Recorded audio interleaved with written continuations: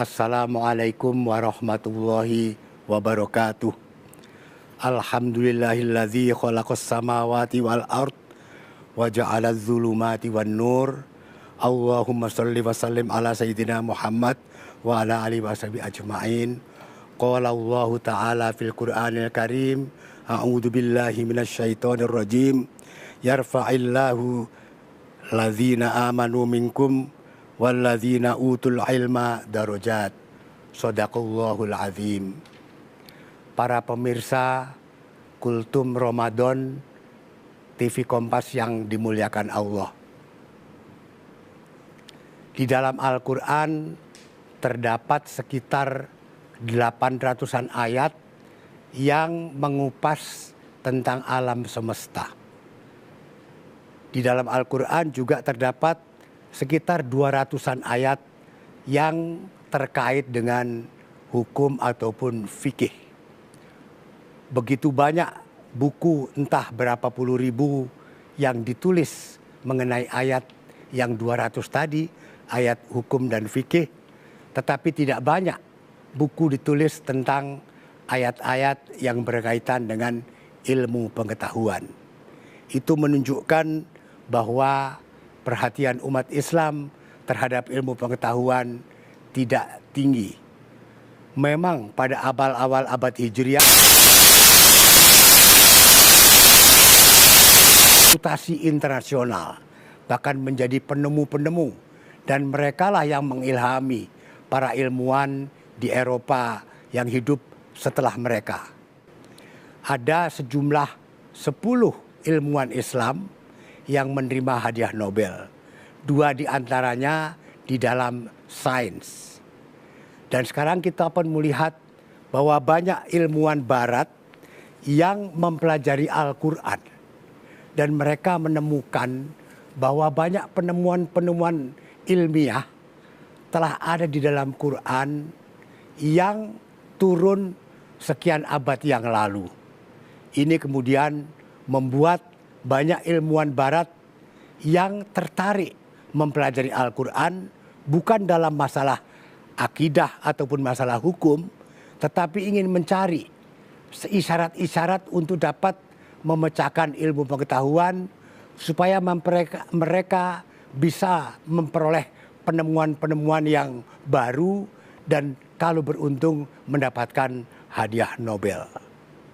Nah, di sini kita melihat bahwa kita umat Islam wajib untuk juga mempelajari ilmu pengetahuan yang kita kenal sebagai sains dan teknologi. Di Indonesia masih ada yang mempertentangkan antara ilmu agama dengan ilmu non-agama atau disebut ilmu umum. Bahkan masih ada yang mengatakan bahwa ilmu agama adalah ilmu akhirat dan ilmu umum adalah ilmu dunia. Menurut saya, semua ilmu berasal dari Allah dan tidak ada sifat duniawi ataupun ukhrawi. Sifat duniawi ataupun ukhrawi itu tergantung kepada niat kita mempelajari ilmu itu. Kalau kita mempelajari ilmu agama dengan niat untuk kepentingan diri sendiri, supaya dianggap orang yang alim, supaya dikagumi orang, dan mungkin juga untuk memperoleh pendapatan, maka ilmu dunia, ilmu agama itu kemudian beralih menjadi ilmu duniawi. Tetapi kalau kita belajar ilmu kedokteran misalkan, ataupun ilmu kimia, untuk mendapatkan penemuan-penemuan yang baru, yang dapat memperpanjang usia manusia, dan dilandasi dengan niat untuk kemanusiaan dan memperoleh ridho Allah, maka ilmu dunia tadi berubah menjadi ilmu ukhrawi. Itu yang saya pahami.